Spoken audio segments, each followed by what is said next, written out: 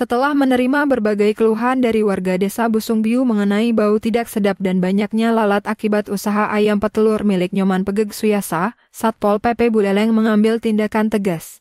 Pengusaha ayam petelur diberikan waktu 120 hari untuk mengosongkan kandang ayam tersebut. Kasatpol PP Buleleng Gede Arya Suwardana mengatakan, langkah itu diambil sebagai upaya untuk menyeimbangkan antara kepentingan usaha dan kenyamanan warga setempat. Dengan adanya penegakan aturan yang ketat, diharapkan kejadian serupa tidak terulang. Menurutnya, atas kajian teknis dan aturan yang berlaku, diputuskan memberikan waktu 120 hari untuk mengosongkan dan memindahkan ayamnya ke tempat lain. Jika lebih dari itu, akan dilakukan tindakan penyegelan. Selain itu, Arya Suwardana juga menekankan pentingnya mematuhi aturan dan ketentuan teknis dalam mendirikan usaha. Analisis mengenai dampak lingkungan sangat penting untuk keberlanjutan usaha.